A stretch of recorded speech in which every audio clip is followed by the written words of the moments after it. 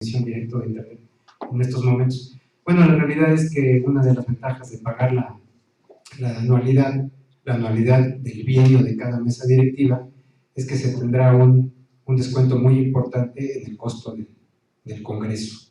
Tanto los miembros titulares al corriente de sus pagos, como inclusive a los residentes. El Congreso del próximo año le queremos llamar el Congreso de los Residentes, y es porque va a tener para ellos muchas ventajas. Entonces, sí les pedimos que su colaboración, igual los miembros titulares que no estén al corriente de sus cuotas no van a poder dar ponencias. Era muy común, ha sido tradicional en los congresos cada 2 años, de que gentes que no vienen a una sola sesión, ni como ponentes ni como miembros, ya no digamos pagar las anualidades, se presentan como profesores en los congresos. Entonces, este congreso es de la asociación, somos los que tenemos más derecho a presentar nuestros casos, nuestras ponencias. Tenemos a los maestros, a las conferencias magistrales, que son otro tipo de personas que vamos a invitar, que nos hacen el favor de venir, pero queremos poner un poco de orden. Víctor, con las campañas, por favor. Bueno, pues el mes pasado no pude estar, siempre fallo en julio por motivo de vacaciones. Estuvimos en la campaña número 102 en Tehuantepec. Esta históricamente se llamó No Fue Penal. Nos fuimos después en el regreso estuvimos viendo el partido y pues estábamos muy felices celebrando el triunfo casi de México, y al final pues pasó lo de siempre. Hicimos tan bonito grupo ese día y tanto ambiente con la batucada que llevamos, que los mismos gringos entraban ahí en Huatulco a tomar fotografías, y muchos subieron muchas a sus redes y todo eso. Bueno, pero ya se operaron ese día en la campaña de 3 días, como siempre, 24 pacientes, hubo 4 pacientes de la comunidad de Copalita que tuvieron un problema con el vehículo y no llegaron, fueron los últimos que estuvieron ahí con el DIF y que venían con gente de Xarán y de otra comunidad. Y bueno, pues eso ya no está a nuestro alcance, estaban programados, simplemente ya no pudieron llegar, pero bueno. Tenemos pendiente la campaña de Durango. Yo me encontré con la noticia de que se había involucrado la esposa del gobernador, que eso nos viene muy bien por apoyos. Y el día 4 me dijeron que ayer hablé nuevamente con Durango, que están a punto de definir fechas porque lo tienen que cuadrar entre DIF, Secretaría de Salud. ¿Tienes alguna probable en cuanto al mes? No, pues es la que está para este mes. O sea, de hecho, la escuela, por ahí va el jefe de residentes. ¿Dónde está el jefe? Ah, allá. Les toca a ustedes esa campaña. La estoy esperando, dicen al doctor Pacheco, que me den estos días ya las fechas. Después de eso sigue Jalisco. Y bueno, lo otro que quiero decirles es que ahora que estuve de vacaciones, pues hace rato les comenté que de pronto las estrellas me iluminaron. Y creo que después de haber trabajado tanto ustedes en estas campañas de extramuros, los congresos se hacen en años nones y en años pares, o sea, 2015, 2017, 2019. Entonces, a mí se me ocurrió algo que lo vamos a llevar a cabo, no va a costar a la asociación, no va a costar a los patrocinadores, y es festejar los 20 años de las jornadas en el año 2018 en un crucero que cada quien pagaría. Hoy en día ya no son tan caros, una semana a Cuerpo del Rey. Entonces, para que vayamos haciendo el cochinito, y incluyendo residentes y adscritos y expresidentes, para los que se quieran subir a ese crucero, pasarnos unos días inolvidables festejando estos 20 años de la campaña. Vas a conseguir buenos precios, ¿no? Vamos a conseguir buenos precios, y si alguien de ustedes consigue uno mejor, pues adelante. Ajá. Pero de 2018 nos vamos a crucero a festejar los 20 años. Nuestra muestra es que no nada más somos una asociación académica, sino somos una asociación de amigos, que estamos sesionando, que tenemos una dirección, que tenemos una transmisión por internet y muchas cosas que no tienen otras asociaciones que dicen que existen, pero nadie las ve. Vamos a pasar ya a la parte académica. Le damos la bienvenida al doctor Jorge Enrique Robles Martínez, médico ortopedista, médico del Hospital Joco del Departamento del Distrito Federal, que nos va a hablar acerca de la pérdida ósea en fractura compleja del húmero distal. ¿Qué hacer? Aunque sabemos que la mano es el órgano efector de la extremidad torácica, a veces en la práctica nos tenemos que encontrar con lesiones a diferentes niveles de la extremidad.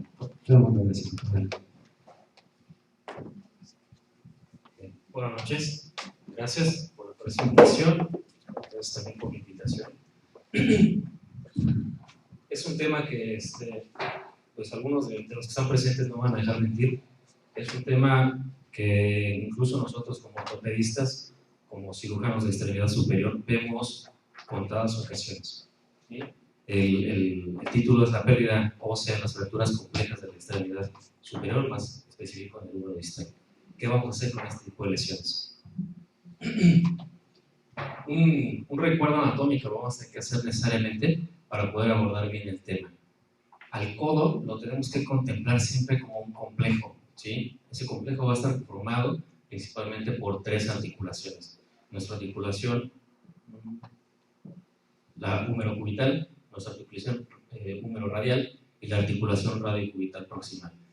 Entre estas 3 articulaciones, nuestro codo nos da una función bien especial para toda la extremidad, que es la ubicación de la mano en el espacio, ¿sí?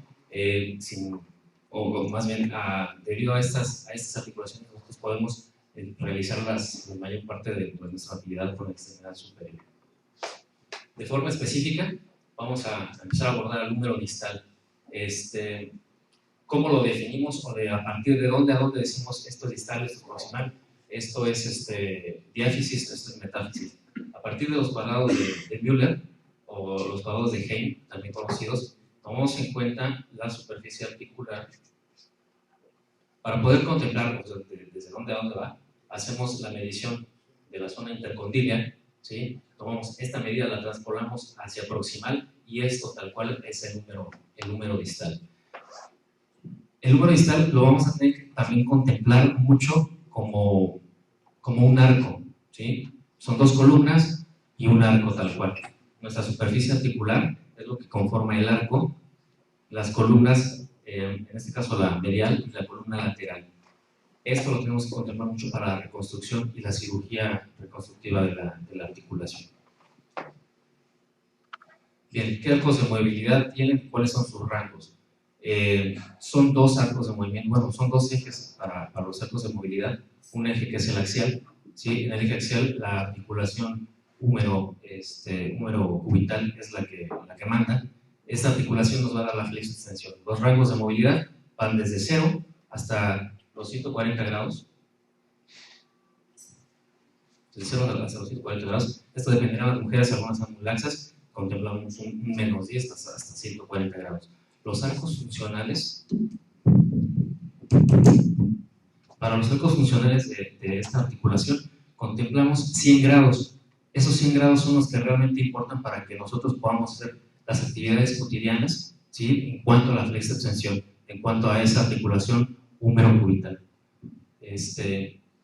Previamente, y todavía lo podemos encontrar en algunos libros de ortopedia, contemplaban a esta articulación como una bisagra simple, como simples movimientos lineales. Esto fue también tomado en cuenta por los fabricantes de las prótesis que se llegaron a utilizar y los llevó siempre a un fracaso. ¿Por qué? Porque en esa articulación no nada más existe ese movimiento lineal, ¿sí? Hay movimientos de traslación, hay movimientos de rotación que también tienen que ser contemplados. Aquí podemos ver cómo esos movimientos, aunque son milimétricos, en la onda de la traslación se ven como milímetros, pero en las rotaciones se ven como grados, ¿sí? Y esto, las prótesis viejas las llevaba siempre al fracaso. Bien, ahora los otros movimientos están en el eje sagital, ¿sí? Es la pronosupinación, también se contempla.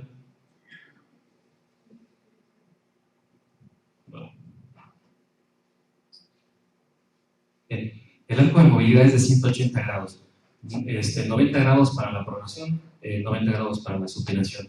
El arco funcional de este movimiento son otros 100 grados, 50 supinación, 50 pronación. ¿Sí ven? Este esquema es muy bueno, es la fortaleza. Aquí vamos a poder entender de una forma muy práctica cómo se estabiliza el codo. El codo tiene estabilizadores principales o primarios y estabilizadores secundarios. En los círculos grandes encontramos a los estabilizadores secundarios. La articulación húmero-cubital, la banda anterior del ligamento colateral medial, el ligamento colateral lateral. Entre ellos está la estabilización primaria de nuestro codo. La estabilización secundaria ocurre gracias a la articulación radiohumeral, al grupo flexopronador y al grupo extensor supinador. Todo esto está envuelto por la cápsula. Ahí vamos a tener la estabilidad que nos brinda el codo para todos los movimientos flex-extensión, prono-supinación e incluso para los movimientos en barra y barra.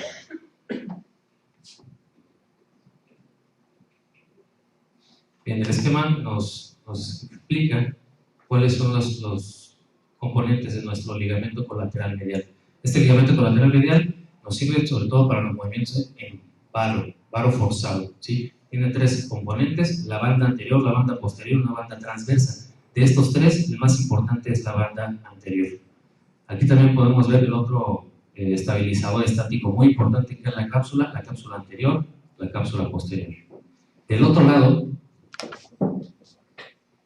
tenemos al complejo colateral lateral, ¿sí? Este complejo, principalmente formado de 4 estructuras: un ligamento colateral accesorio, el ligamento anular, un ligamento colateral radial y un ligamento colateral cubital.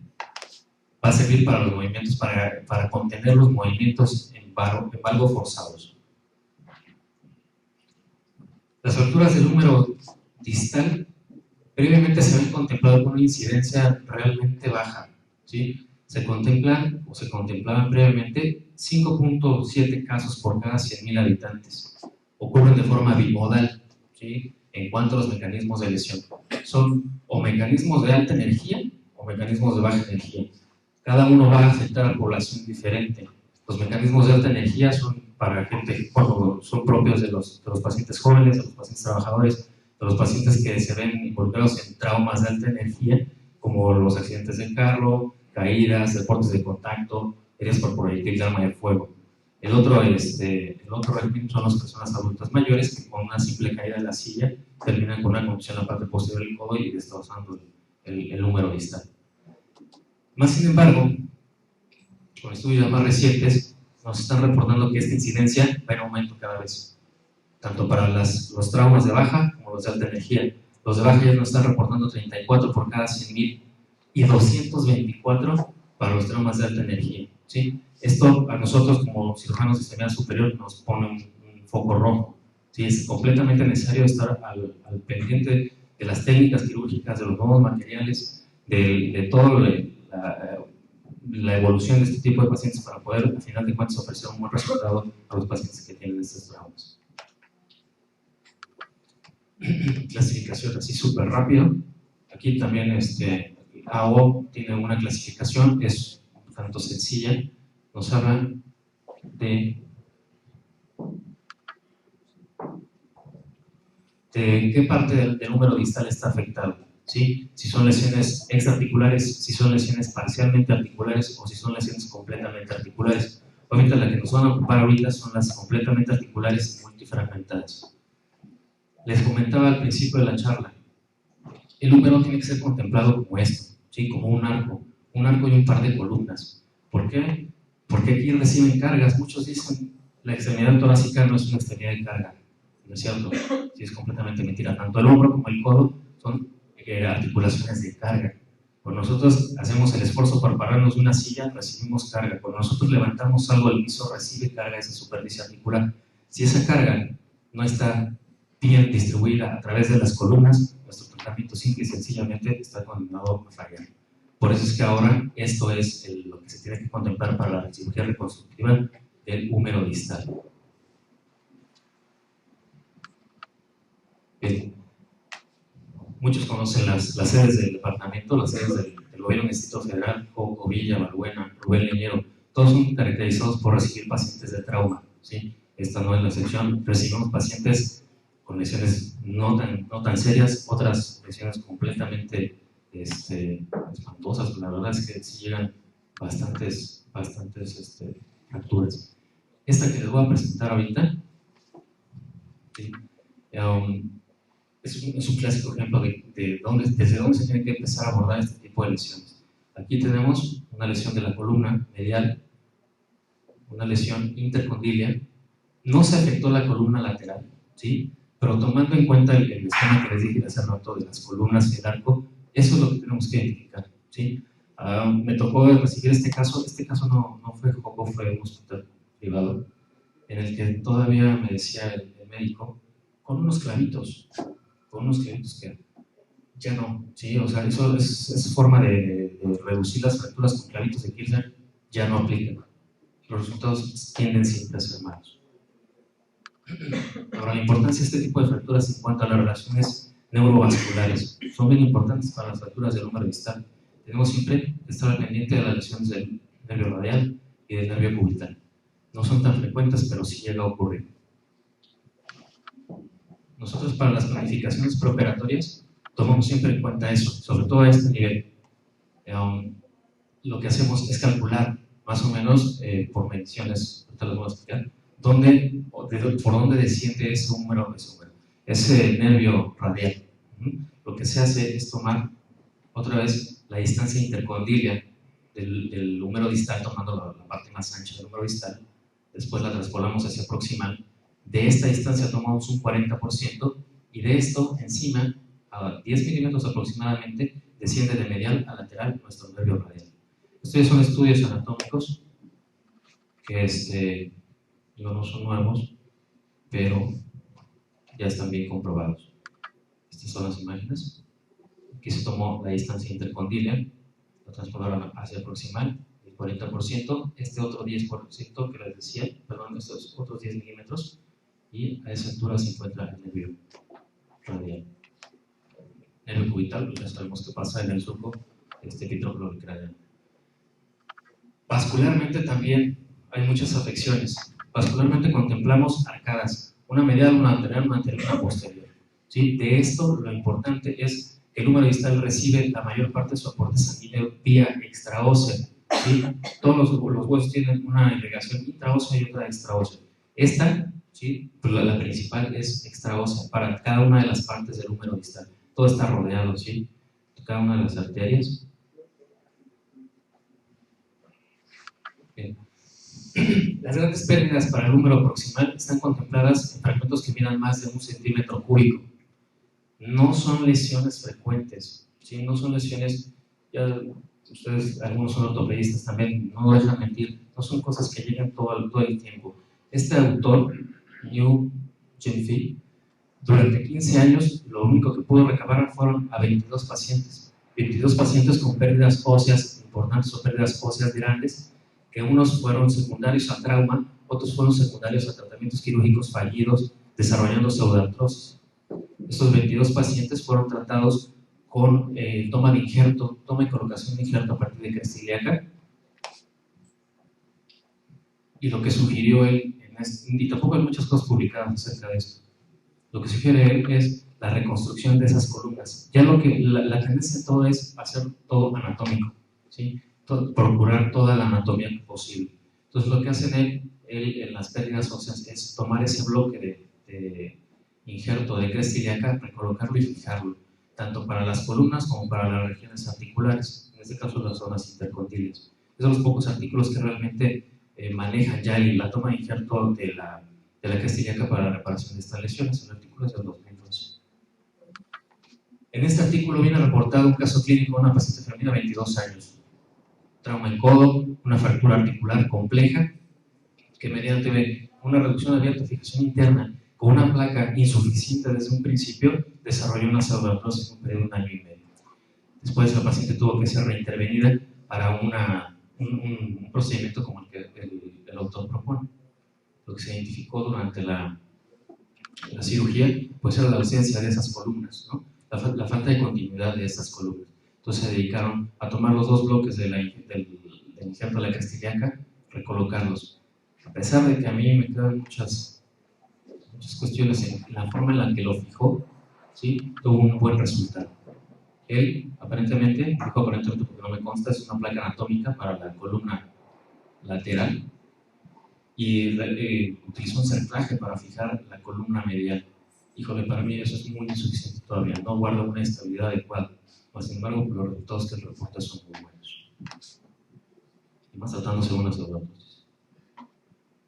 Bueno, este es el caso que les voy a platicar. Es un paciente masculino de 43 años, proveniente de Puebla. En Puebla estaba recolectando fruta. A una altura de más o menos 3.5 metros, cae, recibe una contusión en la parte posterior del codo, ¿sí? Llega a la unidad por sus propios medios, una férula improvisada, una lesión en la cara posterior, más o menos unos 6 centímetros, exposición ósea.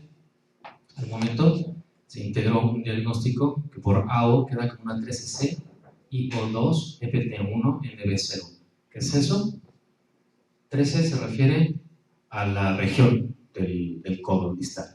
C es una lesión completamente articular, fragmentada, con una lesión en piel, con una exposición, una lesión también a músculos y tendones, sin un compromiso neurovascular. Obviamente se sometió a un lavado quirúrgico de forma urgente, se ingresa para su tratamiento definitivo, el cual ocurre la 4ª semana después de ese ingreso. ¿Por qué? Porque en el hospital a veces el material es un poco difícil de conseguir. Al ingreso se identifica una lesión compleja, ¿sí? una fractura supra-intercondilia con una condición elevada y una extensión hacia diáfisis. La combinación se alcanza a ver en la placa de abajo con los fragmentos pequeños que están en la cara anterior. Hicimos como parte del protocolo quirúrgico nuestra resonancia magnética, nada más para espantarnos un poquito más. Desde aquí ya se estaba contemplando una pérdida ósea de la columna lateral. ¿Dónde está? Esta es la columna medial, está fracturada pero está completa, pero aquí ya no estábamos contemplando esa columna lateral. Después del mes que les platico, entramos a quirófano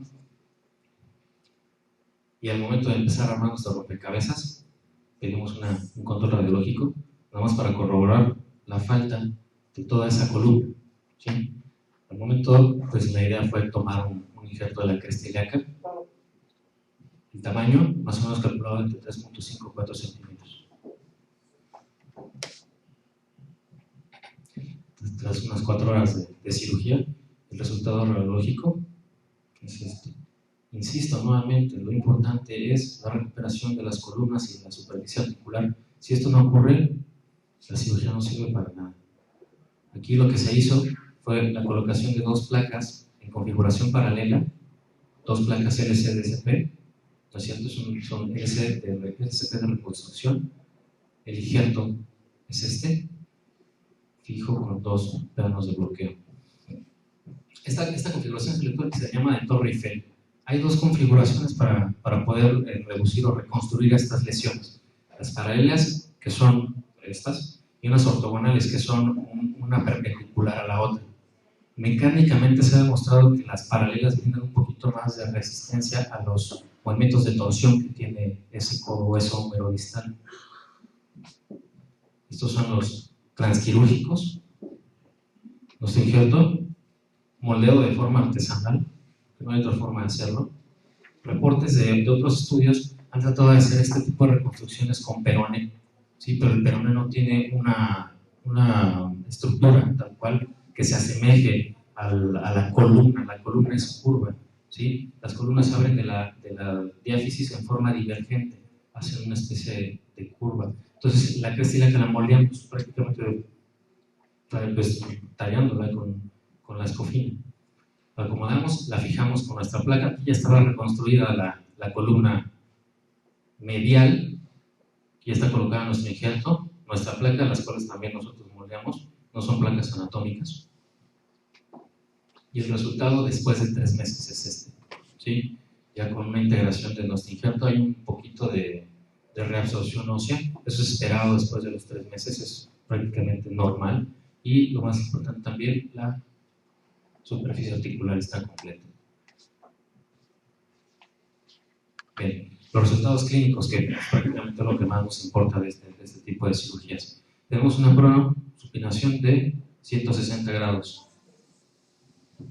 ¿Sí? Aquí nos hace falta la imagen de la pronación, pero realmente tenía más o menos 80 y 80 grados de pronosupinación y no esperábamos tanta flexión de la articulación húmero-radial, entonces no tenía por qué estar tan afectado. Aquí es el problema, ¿sí? Una extensión activa de 30 grados, una flexión activa de 80 grados, el arco de movilidad es de 50 nada más, muy por debajo de lo que la función requiere, que son los 100 grados. Pero a los arcos de movimiento pasivos forzados tenemos una extensión de 15 grados, una flexión de 95 grados, el arco de movilidad es de 80. Eso nos marca que nuestro paciente lo que requiere realmente es más rehabilitación. Sí, al día de hoy este paciente tiene 8 meses de evolución, nos hemos perdido, el problema es que es de Puebla, entonces no tiene mucho contacto con el hospital. Hasta el momento nosotros consideramos en la escala funcional de Mayo un resultado satisfactorio, no bueno, pero es satisfactorio para el paciente. La conclusión, la reconstrucción anatómica de las columnas del húmero distal usando un gérteo autólogo de la cresta ilíaca más la fijación interna rígida suficiente en combinación con una rehabilitación precoz ofrece un resultado funcional satisfactorio para este tipo de pacientes. Son los integrantes del módulo de seguimiento a la cita del hospital. Maestro. Gracias. ¿Alguna pregunta?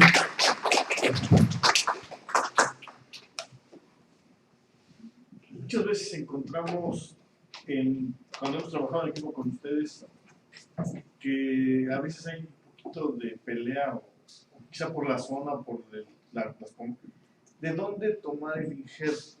Si de cresta ilíaca, si de peroneo, si de cúbito, si de radio. Unos dicen el esponjoso, dan el argumento del tejido esponjoso, otros dan el argumento de la zona que es muy dolorosa, las vías de abordaje. Pues yo veo que usan siempre ustedes cresta ilíaca, ¿no? O sea, aunque mencionaste algunos otros de peroné, pero por una opción. Hablan también de las corticales y hablan del recubrimiento para la nueva generación de hueso. Entonces, mi pregunta es, ¿se basan mucho, o sea, hay que basarse mucho en que sea un buen esponjoso? Sí, por supuesto. Sobre todo para las regiones metafisiales también. Sí, también en el número, los efectos grandes de mayor del 20% para las cabezas humerales utilizamos los injertos de la cresta ilíaca por la capacidad que tiene esa esponjosa en la parte interna que va a quedar y por afuera que ofrece la resistencia cortical que tomamos a la cresta. ¿Sí? Porque hacemos injertos tricorticales, no quitamos todo el bloque, nomás quitamos de la cresta ilíaca, tomamos una cortical aquí, la otra cortical y se destapa. ¿Sí? Entonces, la esponjosa que trae ese injerto, combinada con la resistencia que ofrece el mismo injerto en su parte cortical, pues es bastante funcional para nosotros.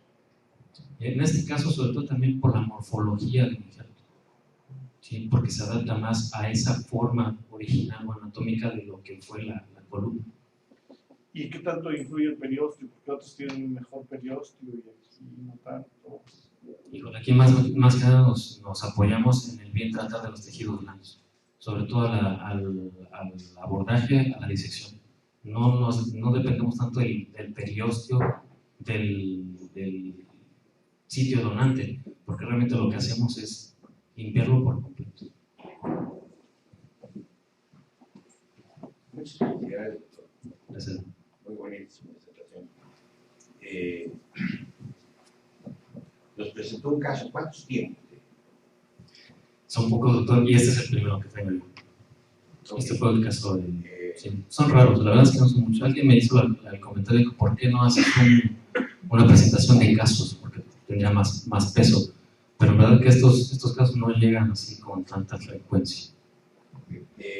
Desde luego, lo que nos llama la atención aquí, trabajamos con injertos y colgados y todas estas cosas, es los mecanismos, de qué nos valemos, ¿no? Por ejemplo, los injertos de cresta ilíaca, para otras muchas cosas, los preferimos acá vascularizados, de ser anastomosis vascularizadas. Desde luego no es desafortunadamente, la experiencia corta, no podemos entrar en un diálogo que me hubiera encantado, pero señalaré dos cosas que me llamaron la atención en esta plática y que vale la pena, para mi punto de vista, hacerlas notar del resto de los compañeros. Una, precisamente esto de los injertos microvascularizados, que pudieran ser de mucho mayor utilidad, no tienen resolución tan grande. Y la otra es, utilizando estas técnicas de injertos, incluso con achacamiento de huesos y demás cosas, pues recordamos un poquito de la década de los 60, en la cual los cubanos, habiendo gozado de una extraordinariamente buena medicina durante muchos años, de pronto les cambia el panorama y se quedan sin nada en los hospitales, ¿verdad? Y entonces, tanto los maestros cubanos como los chinos, gracias a este movimiento de Mao Zedong y los médicos descalzos, buscan cómo demonios hacer para que, con la falta de recursos que tenían, optimizar las técnicas quirúrgicas. Y ellos son los que empiezan a trabajar con el plasma rico en plaquetas. Y desde hecho, desde luego, hay la pena recordar que no nada más usaban huesos, usaban coral achacado para hacer estas masas y obtenían buenos resultados.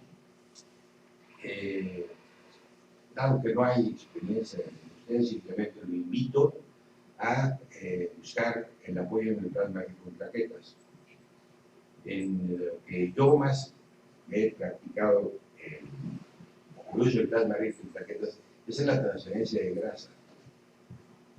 Desde luego, tuve la oportunidad desde hace mucho tiempo de trabajar en los hospitales de traumatología y ortopedia.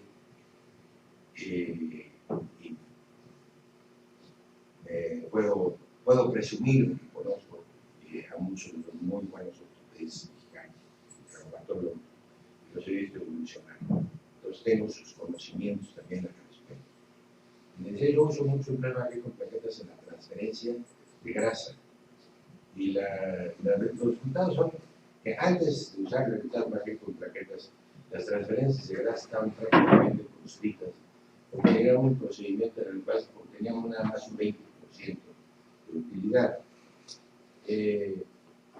Tuve la oportunidad en esas épocas de trabajar en el Hospital de Pediatría y Centro Médico y en muchas enfermedades degenerativas de la cara. Una de dos, le hacíamos colgajos en bandera para llevarles la grasa, o bien les inyectamos la grasa esperando que por lo menos el 20% se integrase.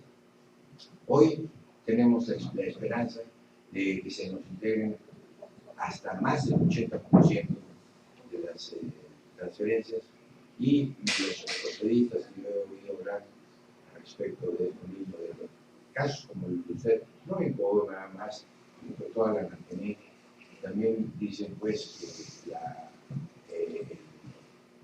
la perseverancia de los injertos machacados aumenta de una manera muy significativa. Lo felicito, doctor, y ojalá que la próxima vez que venga usted nos traiga un armamentario sensacional. Gracias. Gracias.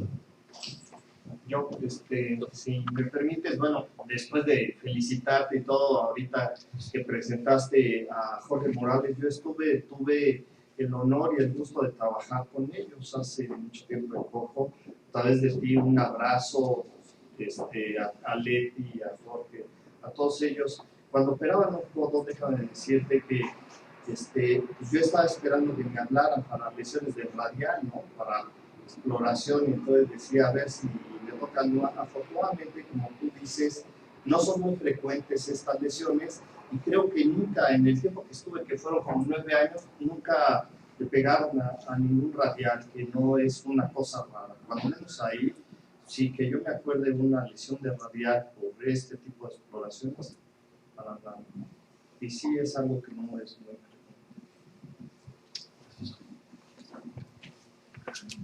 Bueno, yo creo que el tema de la pérdida ósea es todo uno de los grandes temas de la cirugía reconstructiva, tanto de partes blandas como de partes óseas. Yo lo que creo que es más importante es lo que tú mencionas, que haya equipos de trabajo con entusiasmo, ya que cuando un hospital tiene un servicio de extremidad torácica, un servicio de rodilla, un servicio de cadera, en este caso de extremidad torácica donde tú estás, creemos que el estudio de los casos, la captación es más cuidadosa. Estas lesiones desgraciadamente van en aumento. En el hospital donde yo hasta hace 3 meses laboraba, en el hospital de Lomas Verdes, se ven muchísimos que se cayeron de la moto, que les dieron un balazo. Cada vez son más las lesiones con pérdida ósea, y definitivamente que lo que tiene que buscar en un injerto óseo son 2 cosas. Si se va a anclar una placa, tiene que ser un injerto de preferencia córtico esponjoso, tiene que tener esponjoso para que no muera ese injerto de pura cortical, pero tiene que tener una cortical para poder anclar esos tornillos. Y generalmente lo que hacemos es reforzar la osteoconducción, que es la formación de los elementos vivos, actualmente con plasma rico en plaquetas. En algunos otros momentos se utilizó la hidroxiapatita de coralina y toda una serie, o sea, actualmente la tendencia son injertos mixtos, el córtico esponjoso, el plasma rico en plaquetas. También considerar al paciente. Sabemos que hoy en día el principal enemigo de la consolidación es el tabaquismo, ya sea antes y después de la lesión. Entonces yo creo que este es todo un tema que podemos tener en nuestro próximo congreso acerca de pérdidas óseas, donde veremos cuáles son, como dice el doctor Daumal, hay indicaciones ya muy probadas, muy absolutas del infarto vascularizado, y hay que saber hacer en estos casos. Te quiero agradecer, doctor Luis Martínez, tu trabajo, y te doy la bienvenida a la Nación Mexicana de Interna. Un aplauso, por favor.